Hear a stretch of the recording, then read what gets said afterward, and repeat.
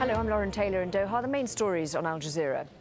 Iranian riot police are reported to be attacking hundreds of protesters with tear gas and firing live bullets in the air to disperse a rally in central Tehran. The crowd gathered in defiance of a threat of tough crackdown from the country's most powerful security force, the Revolutionary Guard, which says it will crush any further protests. But opposition leader Mir Hossein Mousavi is urging his supporters to keep up the pressure on the government. Meanwhile, Italy says it's willing to open its embassy in Tehran to any injured protesters. Presidential advisor Alireza Zakir Esfahani says the blame for the violence lies with the opposition leader. The weakness is in Mir Hossein Mousavi's political behaviour, which could help calm the public opinion by giving it the right information. Unfortunately, he did the opposite.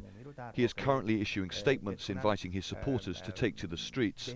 That will not solve any problem. Rallies will ultimately contribute to abuse, setting buses on fire, bloodshed and constant insecurity for the people. Al-Qaeda's top commander in Afghanistan has told Al Jazeera that if his group could use Pakistan's nuclear weapons against the US, then it would. Mustafa Abu Yazid, who's thought to be Al-Qaeda's number 3, says his group's aim is to strike back at the US whenever possible. He also suggested there could be a truce with the US, but the conditions he set are unlikely to be acceptable to Washington. Somalia's president has announced a state of emergency as thousands more civilians flee fighting in the capital Mogadishu. Sharif Ahmed has also repeated calls for international help. His transitional government is under siege from Islamist fighters who control large swathes of the country. The World Bank has warned that prospects for a global recovery are still uncertain, with developing countries likely to be the hardest hit.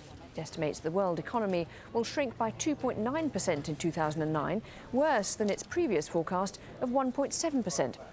And investment in developing countries is likely to drop by more than 2/3 since 2007. You can find the latest on all those stories and plenty more on our website, aljazeera.net/English.